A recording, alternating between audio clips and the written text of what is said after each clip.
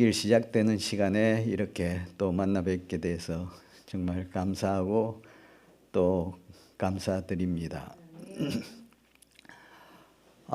같은 제목을 가지고 세 번씩이나 하니까 조금 식상할지도 모르겠는데요. 저도 은혜의 말씀, 정말 감동받는 그러한 말씀을 하고 싶기도 하고 그렇지만 제가 이 시간, 이 주제를 가지고 하게 된 것은 정말 목회 생활하면서 성경을 그렇게 읽고 또 뭐 제가 평신도가 신학 공부를 뭐 곁에 가보지도 않은 이 시골에서 촌늙은이가 70을 바라보는 나이에 뭘 이렇게 하겠나 하지만 우리 기독교 신앙은 예수님이 하나님이 오셔서 목숨을 내놓으시고 영원한 생명을 갖도록 해 주시기 위해서 그렇게 온갖 고초 다 당하시고 목숨까지 다 내놓으셨는데 영원한 생명이 걸려있는 문제이기 때문에 감정적으로 혹은 마음적으로 우리가 접근해야 될 게 아니고 아주 냉철하게 접근해야 되기 때문에 그런 생각에서, 그리고 과거 예수님의 살아계실 때 가장 뛰어나고 가장 많이 배우고 머리 좋다고 한 유다가 그렇게 자기 생각에 따라 마음을 사탄에게 내주어서 예수님을 배반했지 않습니까?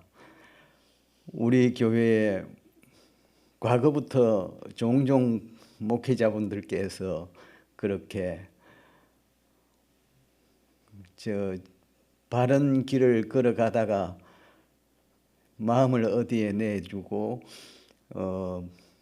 남은 자손의 이 무리에서 이탈하여 우리 교회를 공격하고 공경에 빠뜨리는 게 너무도 좀 안타까웠습니다. 그리고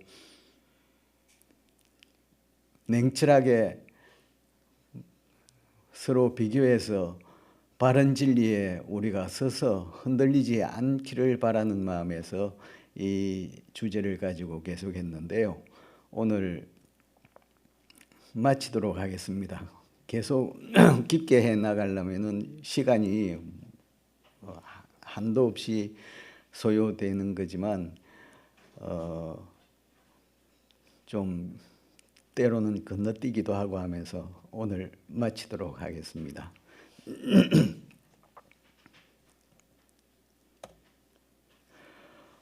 지난 시간까지는 강경구 목사가 주장한 거 다 정말 거짓이고 정말 말도 안 되는 그 소리인 것을 우리가 확인을 했습니다. 오늘은 마지막 강경구 목사의 마지막 주장인 재림교회만 다르게 해석하는 성경 부분이 있다고 했는데 정말 그런 건지 한번 살펴보도록 하겠습니다. 화이트 부인의 글에 의해서 우리는 우리 교회가 성경을 해석한다고 했지만 지난 시간에 화이트 부인의 글이 기준이라고 하는 거기에서 다루었기 때문에 지나가도록 하겠습니다. 제가 첫 시간에 실수가 한번 있었습니다. 에센스 국어사전에 교주라는 말을 제가 보고 그 풀이를 소개해 드렸는데 한 종교단체의 우두머리라는 뜻이 교주의 뜻에 하나가 있고 에센스 국어사전에 교조라는 뜻이 있는 걸 눈에 들어오지 않아 그냥 건너뛰었던 것 같습니다. 교조는 한 종교나 종파를 세운 사람이라고 그렇게 풀이되어 있는데요. 한 종교나 종파를 세운 사람이라면은 종교 개혁자들도 교주라고 해야 되는데 교주라고 절대 그렇게 이야기를 안 하잖아요. 그러니까 교주라는 말은 아주 정서상으로 아주 비하하고 아주 좀 나쁜 의미로 사용되는 것 같아요.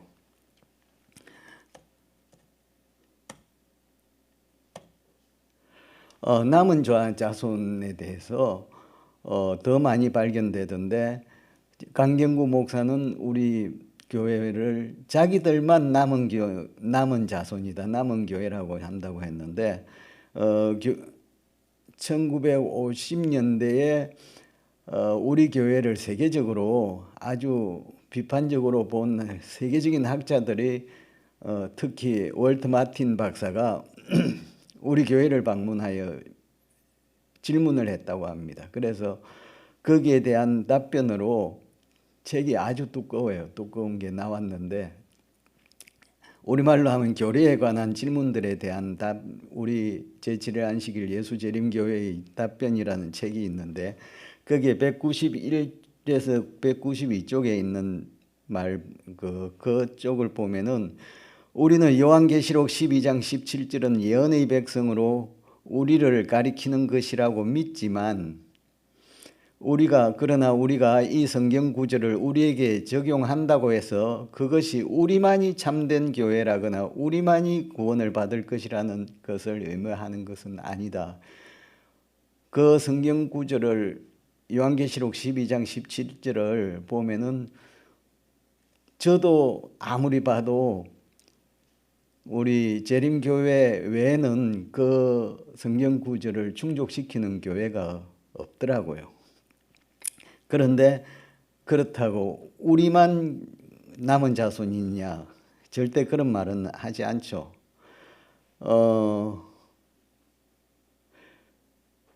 이번 금년도 사경회 교재 있지 않습니까? 사경회 교재에도 우리 바이블 코멘터리 7권에서 인용을 해서 거기에 소개를 했는데, 계시록 12장 17절에 언급된 세부적 특징을 충족시키는 신앙 공동체는 우리 외에는 찾을 수가 없다, 거기까지만 돼 있는데, 그 다음에 그 바이블 코멘터리에 계속 이어지는 말을 보면은, 재림교인들은 오직 그들만이 하나님의 자녀라 하며 천국에 대한 권리를 갖고 있다는 그 어떤 생각도 강하게 분명히 명백히 부인한다. 그들은 완전한 진정성을 가지고 하나님을 경배하는 모든 사람들은 12장 17절에 언급된 바로 그 마지막 남은 자손의 현재의 잠재적 일원들임을 믿는다. 실제로 현재적으로 그 12장 17절의 남은 자손의 그 특징을 충족시키지는 않더라도 진정성을 가지고 신앙하는 그러한 분들은 잠재적으로 남은 자손의 일원인 것을 우리는 믿고 있다는 겁니다. 지난 시간에 했기 때문에 넘어가도록 하겠습니다. 우리가 기억해야 할 것은 남은 자손의 요한계시록 12장 17절의 남은 자손의 특징이 하나님의 계명을 지키고 예수의 증거를 가진 자이지 않습니까? 그런데 개신교에서는 십계명은 영원하다고 주장은 하는데 안식일 계명은 변경됐다고, 그렇게 변경하여 지키고 있으니까 일단 하나님의 계명을 지키는 게 아니지 않습니까?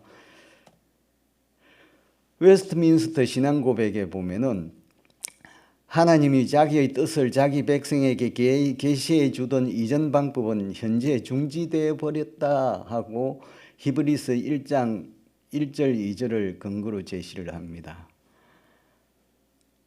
그 히브리서 1장 1절로 2절은 옛적의 선지자들로 하면서 우리 조상들에게 말씀하신 하나님이 이 모든 날 마지막에 아들로 우리에게 말씀하셨으니 이 아들을 만유의 후사로 세우시고 또 저로 말미암아 모든 세계를 지으셨느니라 했는데, 저번에 한번 같이 다루었습니다만, 히브리서는 히브리서보다 요한계시록은 한 30년 정도 후에 기록이 돼 있잖아요. 히브리서 기자 사도 요한은 선지자 혹은 장로이자 선지자로 우리가 다 알고 있습니다. 하나님께서 계시록 그 요한계시록을 기록하게 해 주셨는데 이 웨스트민스터 신앙 고백의 주장이 옳다면은 요한계시록은 나오지 말았어야죠. 요한계시록 10장 11절에 보면은 하나님께서 그렇게 말씀하셨죠. 다시 예언하여야 하리라. 계시록 11장 3절 보니까 1260일을 예언하리라 했습니다. 디모데전서 1장 18, 19절에는 아들 디모데야 내가 네게 이 경계로서 명하노니 전에 너를 지도한 예언을 따라 그것으로 선한 싸움을 싸우라고 했습니다. 그런데 그러한 선지자를 통해서 말씀을 주시고 예언을 하고 한 그러한 방법 중지되어 버렸다니까 웨스트민스터 신앙 고백을 사용하는 교회는 공식적인 교리로서 남은 자손의 두 특징을 모두 다 거부해 버리는 거죠. 지나가겠습니다. 이제 남은 강경구 목사의 마지막 주장 들어가겠습니다. 재림교회만 다르게 해석하는 성경 부분이 있다는 데 대해서 그래서 한번 찾아봤습니다. 개신교회들 사이에도 해석 차이가 아주 많은데 우리가 다 알고 있는 주제를 가지고 좀 다루어 보도록 하겠습니다. 세례냐 침례냐, 사도신경 문제, 영혼불멸 문제, 다니엘의 70일의 예언 해석, 그리고 내가 안식일 교회는 성경을 화이트서클에 의해 해석한다, 성경과 맞지 않다, 이 부분은 지난번에 했기 때문에 넘어가도록 하겠습니다. 시간 관계상. 그리고 안식일 교회에 대한 국내외의 시각을 좀 새로운 자료를 가지고 한번 소개를 해드리겠습니다. 비판하는 분들한테 저는 당부하고 싶은 거 있고요. 그리고 정통 기독교계에서 추진한 세계적인 프로젝트에 우리 안식일 교인이 참여한 사례들을 한번 살펴보도록 하겠습니다. 그리고 안식일 교회가 등장하게 된 배경 및 이유에 대해서도 한번 살펴보도록 하겠습니다. 웨스트민스터 신앙고백 28장 제3호에는 세례받을 사람을 물속에 잠그는 것은 필요치 않다. 물은 그 사람의 머리 위에 붓든지 뿌려서 베푸는 것이 정당한 방법이다. 물속에 잠그는 것은 옳지 않다는 거죠. 그러면서 근거 성경 구절로 히브리서 9장 10절, 19에서 22절, 사도행전 2장 41절, 16장 33절, 마가복음 7장 4절 등을 근거로 제시를 하고 있습니다. 그런데 그 성경 구절들을 찾아가 보니까 히브리서 9장 8절로 10절 쭉 보면 이 성소에 관한 이야기지 세례에 관한 말씀이 아니에요. 거짓을 말하고 있는 거죠. 히브리서 9장 19절에서 22절도 성소에 관한 이야기지 세례냐 침례냐에 관한 말씀이 아니었습니다. 사도행전 2장 41절 이거는 오순절에 3,000명이나 침례를 받았다는 세례인지 침례인지, 그런데 아마 그런 것 같아요. 3,000명이 예루살렘에서 어떻게 하루에 침례를 받았겠냐, 손쉽게 세례를 받았을 거다, 그렇게 생각했을 것 같아요. 다음 조금 이따 한번 살펴보도록 하겠습니다. 사도행전 16장 33절은 바울이 그 체포돼서 감옥에 갇혔지 않습니까? 그런데 그날 찬미하고 기도하는 거기에서 기적이 일어나서 다 열려서 간수가 그냥 놀래가지고 죄수들이 다 도망갔을까 싶어서 자기를 하려고 했는데 그렇게 어떻게 수습해서 집에 데려다가 식사도 하고 씻기고 해서 그 가족들이 간수와 그 가족들이 침례인지 세례인지 자관 다 받았다고 하는데 로마의 목욕 문화가 엄청 발달해 있었기 때문에 아마 침례 받았을 것 같아요. 뭐 뒤에서 예수님의 가장 모보는 예수님이지 않습니까? 예수님이 침례를 받으셨고 침례자 요한도 침례를 베풀었고 빌립도 에디오피아 내시를 침례를 같이 물속에 내려가서 침례를 받았으니까요. 그런데 또 거짓말 하나 있는 게 웨스트민스터 신앙고백 마가복음 7장 3절 4절은 장로들의 유전을 지켜 손을 부지런히 씻지 않으면 먹지 아니하며 식사 때에 손 씻으라는 이야기인데 세례나 침례하고 무관한 거죠. 이러한 성경 말씀들을 세례의 근거 구절로 제시를 하고 있습니다. 오순절 날 3,000명 침례 받은 게 가능했을까요? 우리가 알기로는 이스라엘 나라가 물이 귀한데 그래도 자료들을 쭉 찾아보니까 그래도 예루살렘밖에 없었던 것 같습니다. 물을 공급하고. 그런데 이제 못이 다 아시다시피 베데스다 혹은 실로암 그리고 요단강에 가서 침례 요한 때에 요단강에 가서 침례를 받고 한 거 보니까 여러 군데로 나누어서 침례를 받고 그것이 다 모아져서 3,000명이었던 것 같아요. 불가능한 것은 아니었던 것 같습니다. 그런데 침례교회는 교단 이름을 침례 교회라고 지었잖아요. 얼마나 중요했으면은 교회, 교단, 교파 이름을 침례교라고 했겠습니까?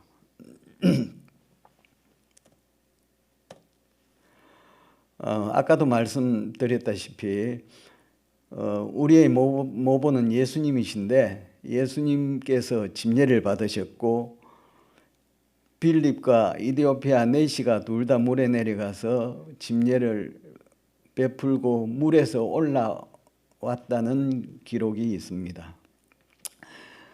침례의 의미는 다 아시다시피 예수 그리스도와 함께 예수 그리스도의 죽으심과 합하여 장사되는 거고 또 예수님의 부활을 본받아 또 거기에 연합하는 거라고 우리는 다 알고 있습니다. 그러니까 재림교회만 다르게 해석하는 게 아니고 그 개신교회, 재림교회 외의 개신교회들도 서로 해석 차이가 이렇게 있는 거죠. 뭐 어느 게 틀리다 맞다를 떠나서 다음 사도신경 한번 살펴보도록 하겠습니다. 다 아시는 내용이지만 이게 사진이 안 나오네.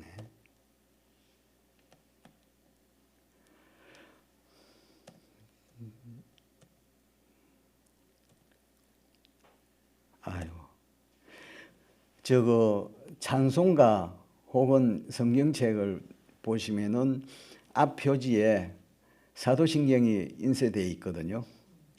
인쇄되어 있는데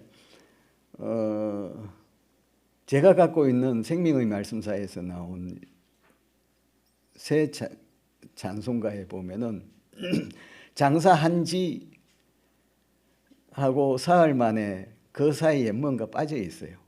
장사한 지자 위에 오른쪽에 숫자를 하나 표시해 가지고 밑에 난하주를 달아놨는데 공인된 원문에는 지옥에 내려가셨다는 말이 있는데 대부분의 본문에서는 생략했다는 그러한 설명이 있습니다. 그래서 영어 사도신경들을 쭉 살펴봤는데 제가 NASB 현대 성경, 열린 노트 성경, 메모리 성경 제가 갖고 있는 걸 다 좀 해보니까 예수님이 장사되시고 지옥에 내려가셨다는 말이 다 들어있어요.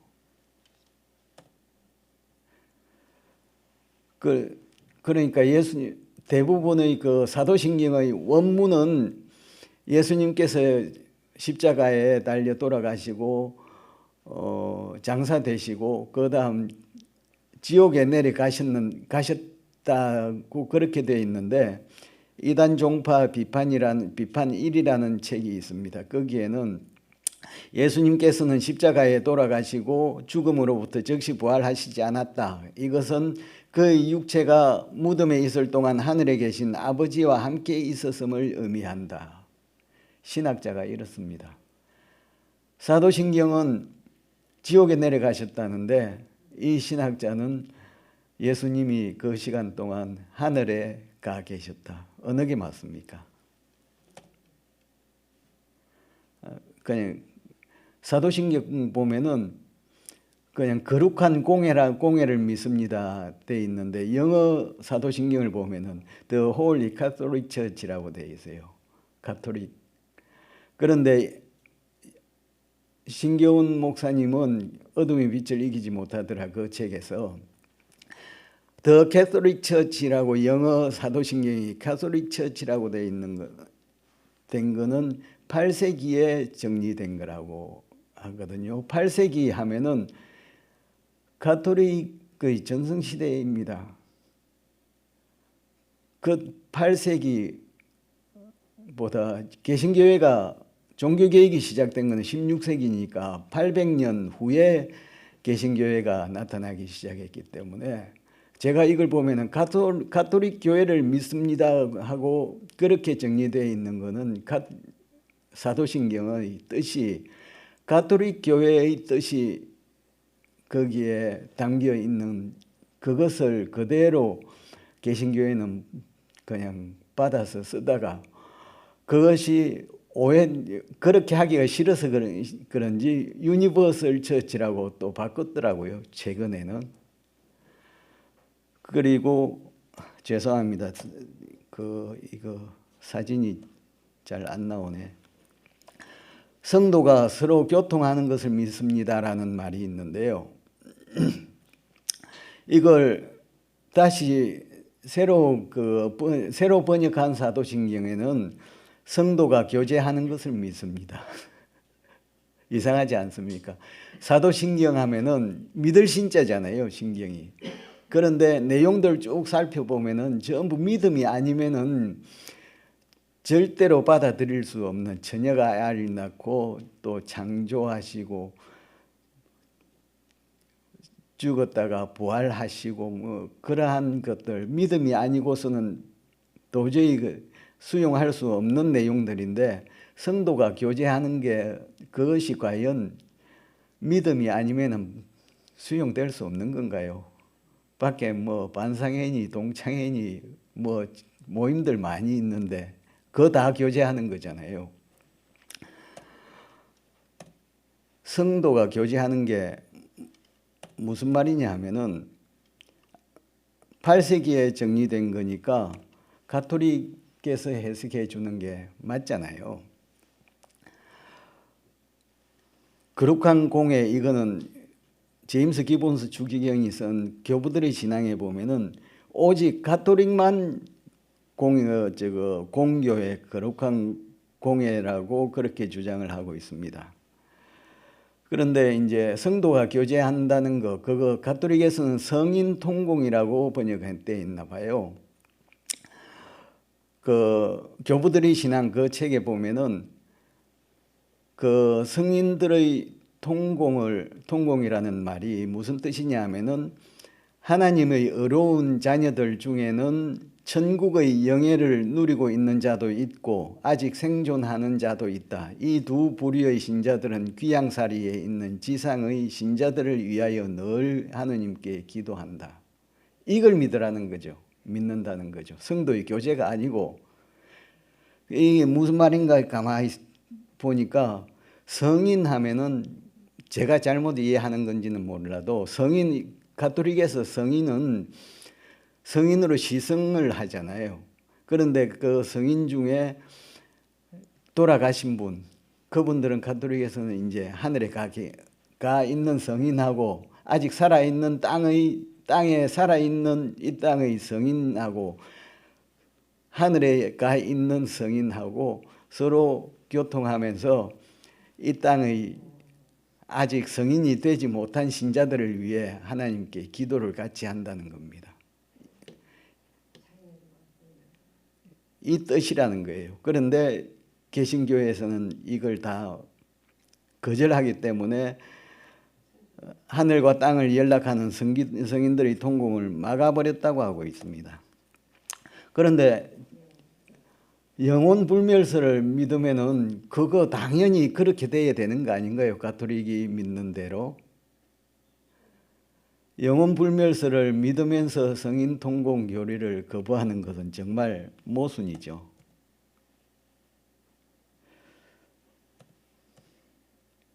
영혼 불멸 쪽을 한번 보도록 하겠습니다. 이 사진이 안 나와서 영혼 불멸과 죽은 자의 부활이라는 책이 있는데 제가 사진을 다 찍어 올렸는데 좀 안 나오네요.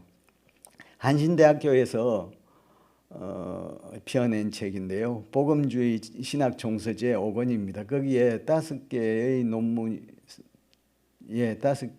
논문이 거기에 실려 있는데 거기 보면은 지금은 돌아가셨지만 아마 현대에 있어서 세계적인 신학자로 아주 널리 알려져 있는 오스카 쿨만이라는 분이 있었습니다.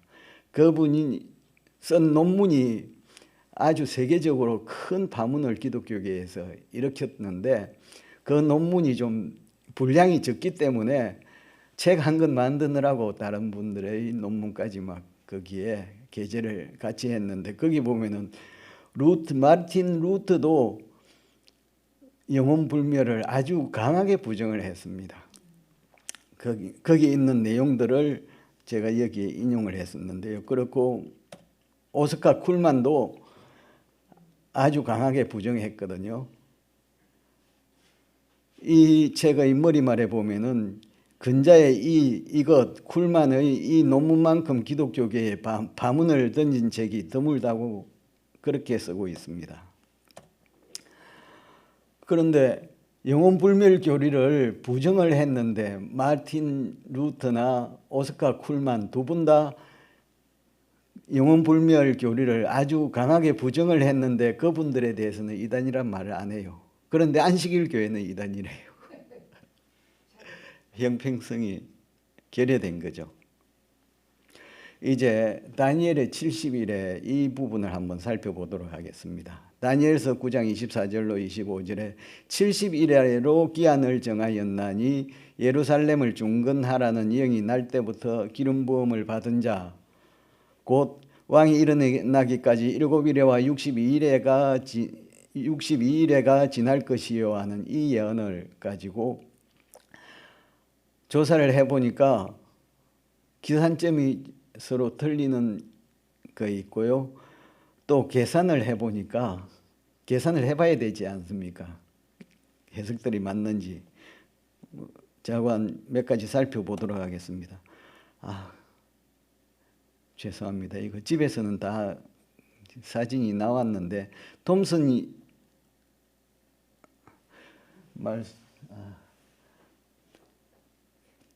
이주석 성경과 호쿠마 종합 주석은 BC 538년이 그 70일의 시작점이었습니다. 기원전 538년. 그리고 정인찬 박사는 성서대 백과사전에서 BC 445년을 70일의 시작점으로 잡고 있는데요. 우리 교회는 BC 457년으로 잡고 있죠. 그러니까 일치되지 않고 자기들끼리도 이게 해석이 서로 다른 거죠. 그런데 톰슨 이주석 성경과 호커마 종합주석은 69일의 끝을 예수님께 맞춰놨는데 예수님의 탄생일이 BC 4년으로 잡았습니다. 호크마 종합주석하고 톰슨 이주석 성경의 그 해석을 보면은 BC 538년에서 69일에 즉 483년 뒤는 계산을 해보면은 BC 55년이 나옵니다. 예수님하고 전혀 관계가 없는 연도잖아요. 예수님이 BC 4년에 태어나셨고 침례를 27년에 AD 27년에 받으셨고 돌아가시기는 31년에 돌아가셨으니까 BC 55년 너무 먼 거리죠. 전혀 관계가 없습니다. 그러니까 그분들의 70일의 예언 해석은 상식적으로도 맞지 않은 것, 계산적으로도 맞지 않습니다. BC 445년 정인찬 박사가 해석한 그것도 BC 445년부터 69일에까지 계산하면은 AD 39년이 나옵니다. 둘 다 예수님하고는 관계가 없는 연대 계산입니다. 그 전에 한번 사진으로 보여드렸잖아요. 그 69일에와 마지막 한 일의 사이에 시간을 정하지 않은 공백기를 설정해 놓고 있습니다. 그 공백기가 왜 들어가지? 70일으로 기한을 정하였나니 하면은 71회가 이어져서 하나로 연결되어 있어야 되는데 왜 69일에와 마지막 한 일의 사이 툭 잘라가지고 그렇게 긴 공백기를 두었지? 그래서 이것저것 자료를 찾아봤더니 알바 맥클레인 박사는 짝이 져서 다니엘의 70일에라는 책에서 70일에로 기한을 정하였다는 말이 없었더라면 그렇게 우리 교회처럼 70일에 연속적으로 이어져야 한다는 생각을 하지 않았을 거라는 거죠. 그렇기 때문에 70일에로 기한을 정하였다는 그 어구를 잊어버리고 읽으라는 겁니다. 말이 됩니까? 고 조용기 목사님은 다니엘서 강해라는 책에서 하나님은 예수 초림부터 재림까지의 2000년 교회 시대는 유대인의 역사와 하등 관계가 없으므로 그들의 예언에서 뽑아버리셨다고 그렇게 기술을 했는데요. 그 책의 149페이지에서 오랫동안 유리방황하던 모압과 이스라엘이 나라를 찾고 잎이 피어났습니다. 유대의 역사를 그 기술하고 있지 않습니까? 뽑아버렸다면서요. 유대의 역사를. 정말 상식에도 맞지 않는 해석들입니다. 그래서 70일의 중에 마지막 한 일에 대한 예언 해석이 좀 눈길을 끌길래 제가 기독교 이단 연구라는 그 책에 한번 있는 걸 하고 호크마 종합주석하고 두 해석을 비교를 해봤습니다. 예수님께서 기독교 이단 연구에 제시되어 있는 해석입니다. 예수께서 공중재림을 하면은 다 휴거, 이제 개신교의 말 빌자면 휴거 되는 거죠. 성도들이 다 하늘로 올려지고 지상은 7년 대환란 시대에 접어들게 되는데 이것이 이제 마지막 한 일에 그러니까 공백기가 그쪽 해석에 따르면 공백기가 지나고 예수님 공중 재림 해가지고 그리스도인들 다 들어 올려 데려가고 나면은 지상은 7년 대환란이 시작되는데 그 7년 동안에 이스라엘 민족은 2번 공격을 받는다고 합니다. 첫 번째 공격은 소련군과 연합군의 침공이고 그때 전 세계에서 2억의 군대가 집결하는데 지상의 3분의 1 이상의 사람이 죽는다고 합니다. 1차 침공 때. 그 근거로 에스겔 38장 39절, 다니엘 11장 40절로 45절, 그리고 계시록 9장 13절로 19절을 근거로 제시를 했고요. 두 번째 공격은 부활한 로마 제국이 10개국의 동맹군을 이끌고 이스라엘을 침공한다고 합니다. 이때를 야곱의 환란 때라고 그렇게 한다고 하네요. 호크마 종합 주석을 이제 기독교 이단 연구 방금 읽어드린 그 해석에 제시된 성경 구절을 일일이 다 찾아 들어가 봤습니다. 호크마 종합 주석은 어떻게 해석하고 있는지. 그런데 예레미야 30장 7절에는 야곱의 환란이라는 말이 없어요.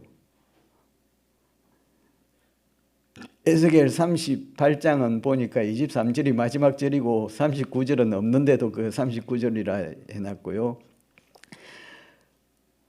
다니엘 11장 40절로 45절은 아까 거기에서는 소련군과 연합군이 이스라엘을 침공한다고 했는데 호크마 종합주석은 안티오쿠스 에피파네스의 애굽 원정에 대한 예언이라고 해석을 했습니다. 그리고 실제로 2억의 군대가 동원되는 것은 생각하기 어렵다고 했고요.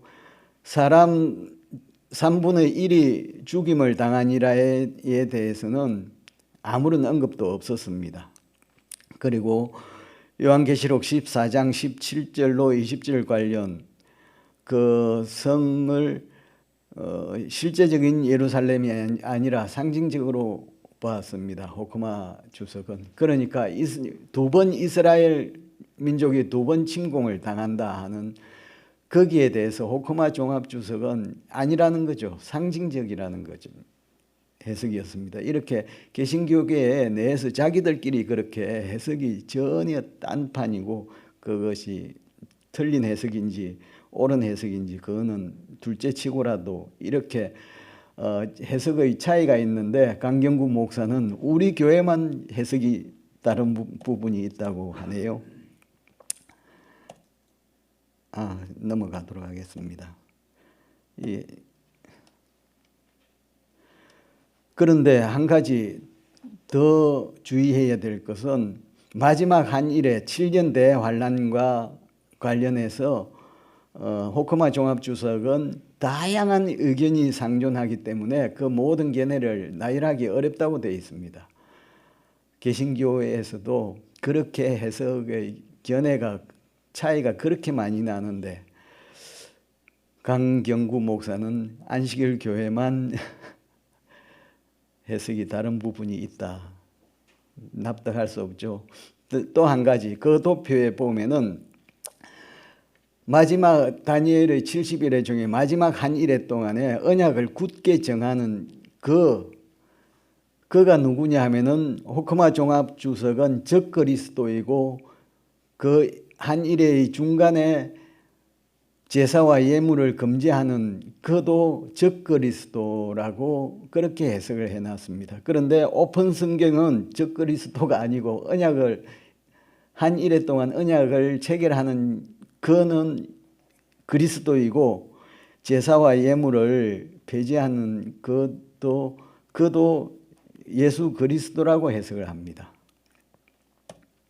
웨스트민스터 신앙고백 19장 제3호에 보면은 모든 의식에 관한 율법은 신약 성경 시대에 있어서 폐기되었다. 그리고 아가페 열린 노트 성경도 그리스도께서 단번에 영원한 제사를 드림으로써 구약의 모든 제사는 폐하여졌다. 이렇게 되어 있습니다.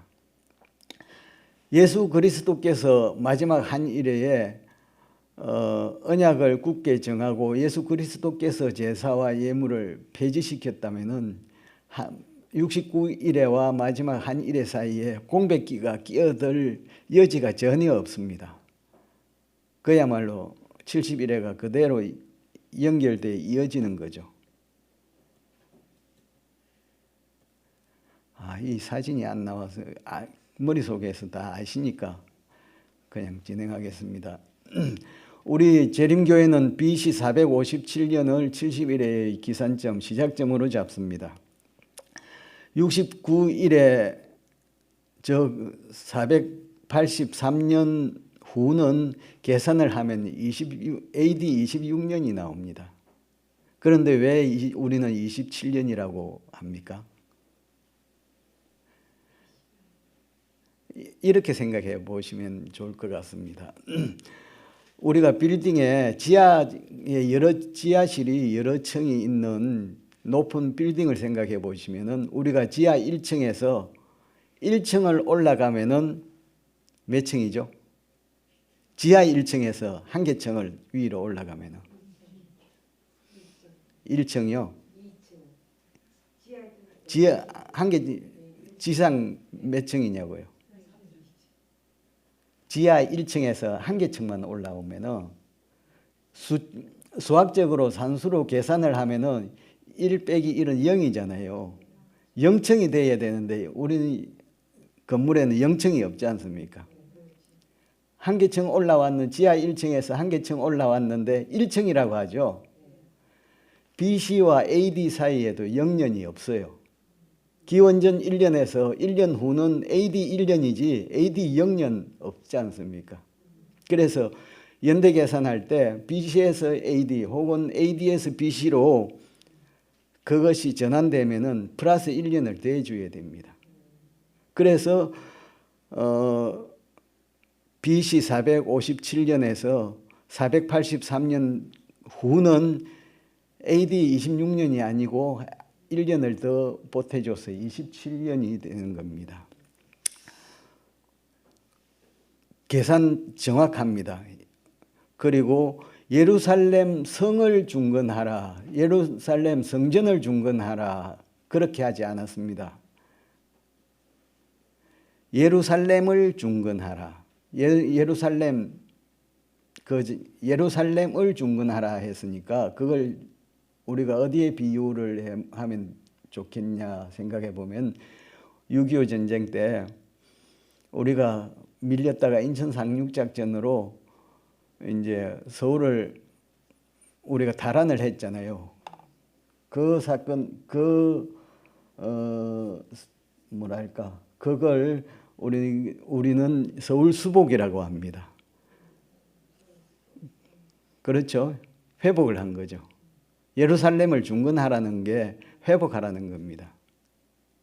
서울 수복 때에 뭐 건물 짓고 파괴되고 무너진 다리나 뭐 건물들 다시 짓고 그러질 않고 통치권, 사법권, 자치권 이런 거 다 회복을 했기 때문에 서울 수복이라고 했지 않습니까?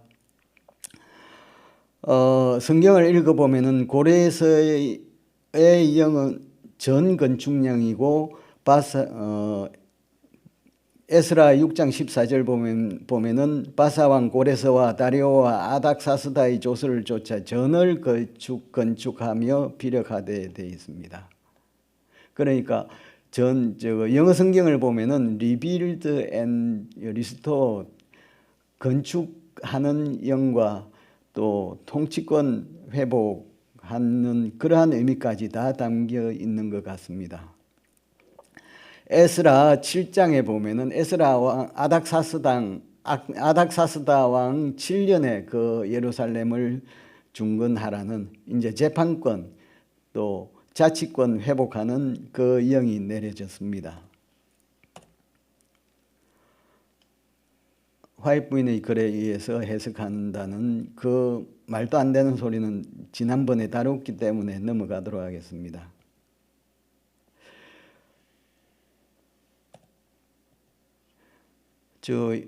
연의신의 교회정은 5권에 이런 말씀이 있어요. 화이트 부인이 한 말씀이 그대들은 성경에 정통하지 못하다. 성경의 표준에 도달하고 그리스도인 완전에 도달하려는 소망을 가지고 하나님의 말씀을 연구했더라면은 그들은 정언들이 필요치 않았을 것이다. 우리가 성경에 정통하지 못하고 성경에 모든 힘과 뜻과 정성을 다해서 말씀을 연구하지 않았기 때문에 말씀을 더 자세하게 더 잘 이해하도록 하기 위해서 하나님께서 선지자 화이트 부인을 통해서 정언의 말씀들을 주셨다는 것입니다. 성경에 정통하기를 소홀히 했기 때문에 그 말씀을 주신 그것이 예언의 한 역할이라고 생각합니다. 기본교리에도 그것이 이 말씀들이 소개되어 있습니다. 성경의 위치 다 아시죠? 최고권이라는 거. 시간 때문에 넘어가도록 하겠습니다. 이 사진이 안 나와서 죄송합니다.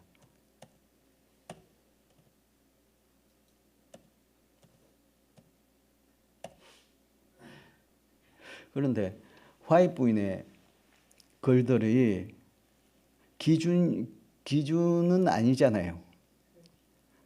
그야말로 해석 자체이지 않습니까?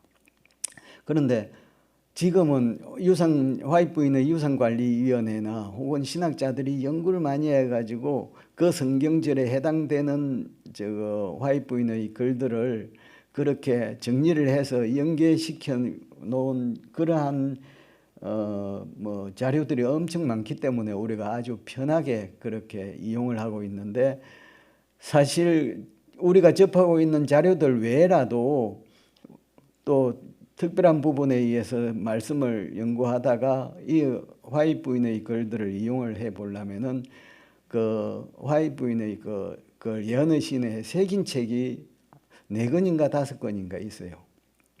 그 새긴 책을 이용을 하거나 또 앱을 이용하거나 해서 그걸 찾아서 정리를 하는 게 좀 상당히 힘든 작업이 필요합니다. 화이트 부인의 글을 읽고 감동을 체험하지 않은 사람이면은 그 해내기가 엄청 힘들죠. 저번에 제가 말씀드렸다시피 화이트 부인의 그 시대의 소망에서 예수님이 제자들이 발을 씻겨 주시면서 유다가 자신을 곧 팔아넘길 거, 배반할 거 뻔히 아시면서 그 발을 씻겨 주시는 그걸 보고 그렇게 해석해낸 분들이 있나요? 비판하는 분들 보니까 그 비판의 내용들 보니까 거의 되풀이되고 같아요. 옛날에 다 했던 거. 그러면은 그 의문들, 비판들이 어디에서 나왔냐 하면은 미국에서 나왔던 것 같아요. 영어권에서 다 그렇게, 특히 우리 교회 목사님들이 일부 또 그렇게 비판을 하고 교회를 뛰쳐나갔는데, 그러한 것들 과거에 그렇게 비판한 내용들 다 정리해가지고 답변들 다 돼 있어요. 책들이 상당히 많이 있습니다. 비판자들은 그 답변된 정리되어 있는 책들은 그들도 보지 않고 비판한 내용들만 몇 가지 뽑아가지고 툭 던져넣어. 한국에서 특히 그러죠. 제발 안식일 교회에서 정리되어 있는 그 책을 좀 읽어보고 나서 질문 혹은 비판을 하라고 당부에 말씀드립니다. 화이트 부인의 책이 기준이라는 것도 저번에 말씀드렸기 때문에 생략하고요. 안식일 교회는 성경과 맞지 않다. 지금까지 몇 가지 살펴봤는데 오히려 안 맞는 게 그쪽이지 않습니까? 비건한 야로 70일의 예언 해석에 그 기간 계산해 보면은 안식일 교회의 해석과 기간은 정확하게 맞습니다.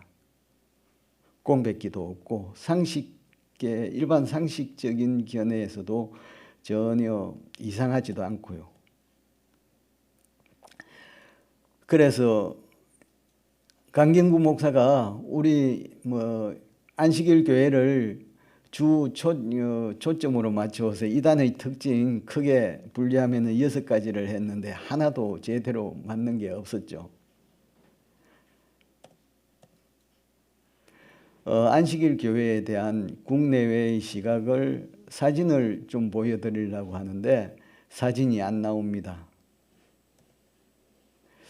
죄송한데요. 신겨운 목사님 쓰신 어둠의 빛을 이기지 못하더라. 거기에 507쪽에 보면은 번역돼 가지고 그걸 보신 분은 아시겠지만 그 원서를 제가 옛날에 봤거든요. 그래 복사해 가지고 집에 갖고 있는데 그걸 사진을 찍어서 여기 했는데 거기 보면은 한 중앙에 로마 가톨릭 교회하고 성공회가 있고 그 위로는 정교회 쪽이고 밑으로는 개신교가 쭉 나열이 되어 있는데 맨 밑에 칸에는 마지널 프로테스탄트라고 해서 이단교 교회들만 쫙 나열이 되어 있고 우리 재림교회는 밑에서 네 번째 칸에 베프티스트 침례교회 바로 뒤에 우리 교회를 거기 명시해 놓고 있는데 옥스퍼드 대학교에서 펴낸 세계 기독교 백과사전입니다. 이것도 사진을 찍었는데 이거 잘 안 나오네요. 같은 기독교 백과사전의 교파별로 동계편인데 이거는 맨 위에 로마 가톨릭이 있고 그 밑에 개신교회, 개신교에 우리 제7일 안식일 예수재림교회를 해놓고 있고 이제 정교회 또 이건 어떻게 번역해야 될지 이제 백인이 아닌 유색 민족들의 교회인 것 같아요. 그리고 영국 성공회 그 밑에 이제 이단 교회들이 나오는데 거기에 이단이라고 비판받는 교파들이 있습니다. 이것도 한국에서 우리 재림교회를 재평가하는 책들이 제가 지금 3권을 갖고 있는데요. 일요일교회 신학자들, 목사들이 연구를 해보니까 안식일 교회는 이단이 아니다 하는 걸 거기에 증명을 하고 있는 거죠. 죄송합니다. 이건 이단 종교 연구 시리즈 이단 종파라고 하는 책이 조시 맥도웰 그리고 돈 스튜어트라는 분이 쓴 걸 우리말로 번역했는데 앞에 목차를 보니까 전부 이단 교회를 쭉 나열을 해놨는데 안식일 교회는 거기 없어요.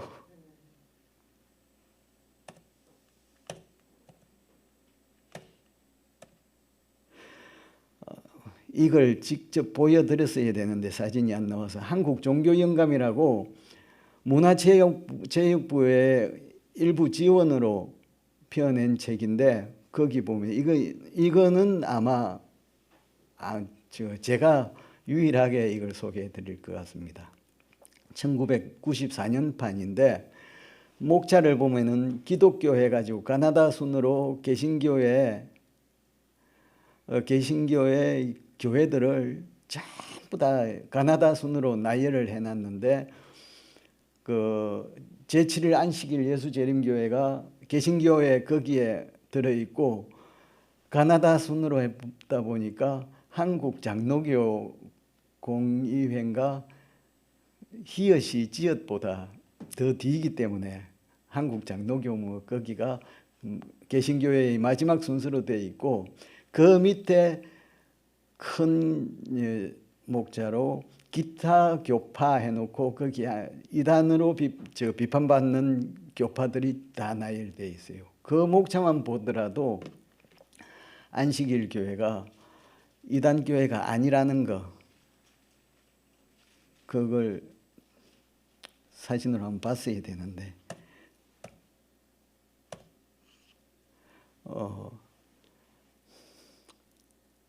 이건 진리가 너희를 자유케 하리라. 제7일 안식일 예수재림교회의 진실이라는 책을 일요일교회 한 장로님이 다 조사해가지고 쓴 건데 이분이 영국 성서공회, 미국 성서공회 뭐 이렇게 세계적으로 기독교 공기관 10군데 직접 영어로 편지를 썼어요. 영문학을 전공을 하신 분이라 잘 하시는데 답변을 다 받아가지고 원문하고 또 그거 번역한 걸 다 그 책에 다 실었는데 10개 공기관 중에서 안식일 교회를 이단이라고 한 답변 온 데가 한 군데도 없습니다.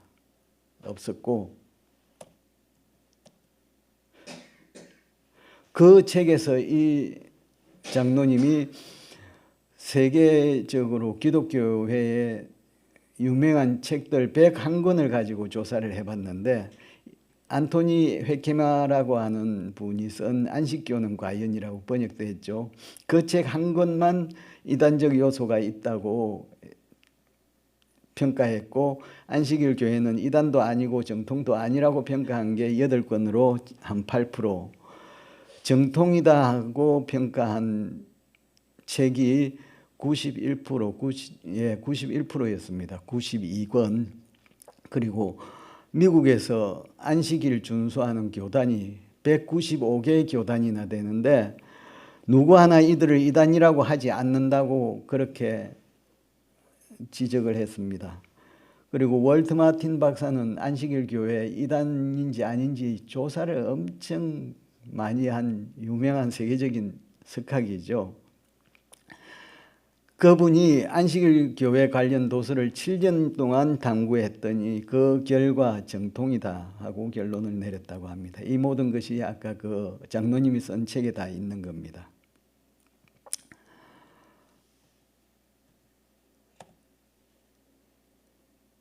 이 사진이 나와서야 되는데 1986년부터 92년까지 우리 대총회에서 다니엘과 요한계시록 위원회를 구성해서 거기에 심도 있게 연구 결과를 이제 실은 책 7권이 있습니다. 그 책 7권을 우리가 다니엘, 요한계시록 시리즈라고 하는데요. 그 7권이 그냥 넘어가도록 하겠습니다. 제목이 그렇고, 그런데 우리 안교 편집장, 작년교과 편집장이신 클리포드 골드스타인 목사님이 책을 몇 년 전에 1844년 그 성속교리 한국어 번역된 걸 제가 기억을 못하는데 작은 1844년 메이드 심플이라는 책이 있는데 그 책 후속타로 지성소의 낙서라는 책을 지금 사진이 안 나오고 그러는데 그 책을 썼는데 그 책 첫 부분에 보니까 비판자들은 한 번도 대총회에서 나온 이 책 그 시리즈 7권 그 책의 내용을 가지고 진지하게 논박한 적이 결코 없다고 그렇게 했습니다. 그 책의 내용을 가지고 조목조목 따져 들어갔어야 되는데 아무도 그렇게 하지를 않더라는 거죠. 한국에서도 신경훈 목사님이 어둠이 빛을 이기지 못하더라 책이 1991년도에 나왔고 저는 나오는 즉시 그걸 다 섭렵했습니다. 아까 그 소개해드렸던 일요일교회 장로님이 신경훈 목사님의 그 책을 제목만 바꿔서요. 오직 성경만이 판단 기준이다. 그렇게 해서 같은 책인데 제목은 다른데 이 책의 구체적인 내용을 가지고 조목조목 반박한 사람이 아무도 없더라는 거죠.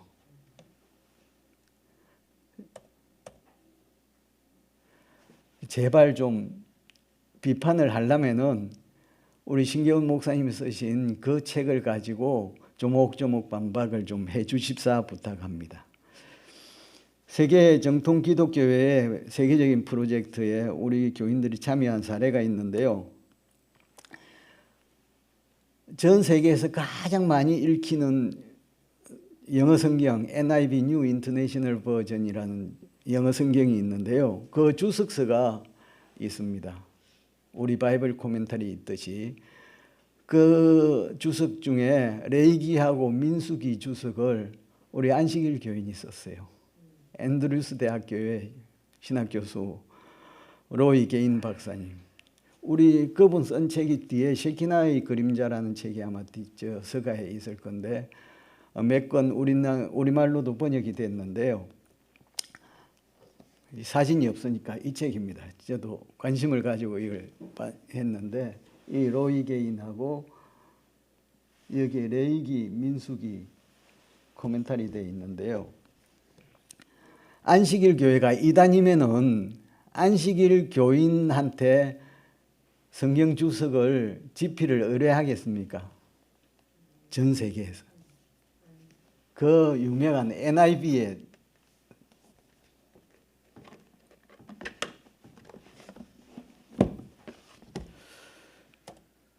또 한 가지만 더 소개해 드리겠습니다. 영어 성경 Common English Bible이라는 책이 영어 성경이 있는데요. 이 성경입니다. 제 이걸 많이 읽는데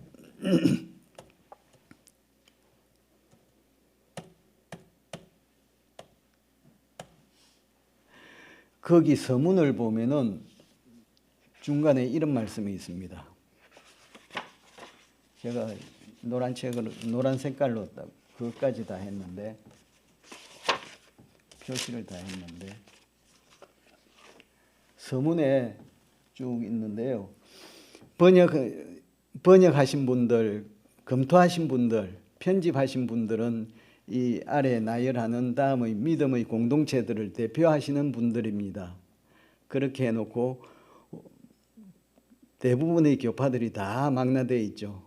감독교회, 침례교회, 성공회, 나사렛교회, 그리스도 제자교회, 루터교회, 감리교회, 모라비안, 메노나이트, 미국 장로교회, 로마 카톨릭교회, 연합교회, 거기에 제7일 안식일 예수 재림교회도 들어있습니다. 제7일 안식일 예수 재림교회가 이단이면은 이 성경 번역에 재림교인들을 참여시키겠습니까? 이 성경을 특별히 제가 좀 애지중지하는 것은 영혼불멸에 관해서 그 교리에 관련돼서 우리가 해석하고 이해하는 그러한 단어들이 굉장히 많이 여기에 사용되었습니다. 예를 들면은 누가복음 23장 46절인가요? 예수님이 돌아가실 때 내 영혼을 아버지 손에 의탁하나이다. 영혼이란 말을 안 쓰고 라이프 브레스 생기라고 했습니다. 생명의 호흡이라고 했습니다. 전부 다는 아니지만 그런 식으로 바르게 번역을 많이 했더라고요. 그냥 넘어가겠습니다. 안식일 교회가 등장하게 된 배경 한번 살펴보도록 하겠습니다. 17세기에 청교도들 혹은 순례자들이 종교의 자유를 찾아 미국으로 많이 아메리카 신대륙으로 많이 갔지 않습니까? 그때 네덜란드에서 일단의 순례자들이 메이플라워 호를 타기 위해 이제 중간 메이플라워 호는 워낙 크기 때문에 작은 배 스피드웰이라고 하는 그 작은 배를 타기 직전에 부두에서 그 교회 목사님 사정이 있어서 함께 떠나지 못하고 이제 마지막이 됐습니다. 고별 예배를 송별 예배를 드렸는데 그 목사님 존 로빈슨 목사님이 하신 설교 말씀 중에 이런 내용이 있습니다. 이건 진리의 회복자들이라는 책에서 제가 인용한 건데요. 이 내용이 각 시대의 대쟁투에도 있습니다. 존 로빈슨 목사 말씀입니다. 나 개인으로서는 오늘날 개신교의 현상에 대해 단식하기를 마지 않습니다. 진실로 교회는 답답한 현상입니다. 저들은 현재 개혁운동을 일으킨 인물들 이상으로는 한 걸음도 더 나아가지 않았습니다. 그들이 그 시대에는 어둠을 밝히는 등불이었지만 하나님의 교훈을 모두 밝히지는 못하였습니다. 그들이 만일 오늘날 살아있다고 하면 분명 그들이 처음 받은 빛 이상의 빛을 받기를 갈망할 것임에 틀림없습니다. 개신교회들이 그들의 교회 개척자, 선구자, 종교개혁자들이 회복한 그 빛, 그 진리에서 한 발자국도 나아가지를 못하고 멈춰버렸습니다. 회복되어야 할 진리들이 많은데 결국 그들이 마음문을 닫고 전진을 하지 않기 때문에 한 무리를 일으켜 가지고 이렇게 회복되어야 하는, 아직 회복되지 못한 진리들을 회복하였고 회복해 나가고 있습니다. 종교개혁의 마지막 주자인 거죠. 우리 안식일 교회가 앞으로 이러한 문제들을 좀 더 다룰까 합니다. 성경 말씀 한 말씀 읽고 오늘 마치도록 하겠습니다. 히브리서 6장 1절로 2절입니다.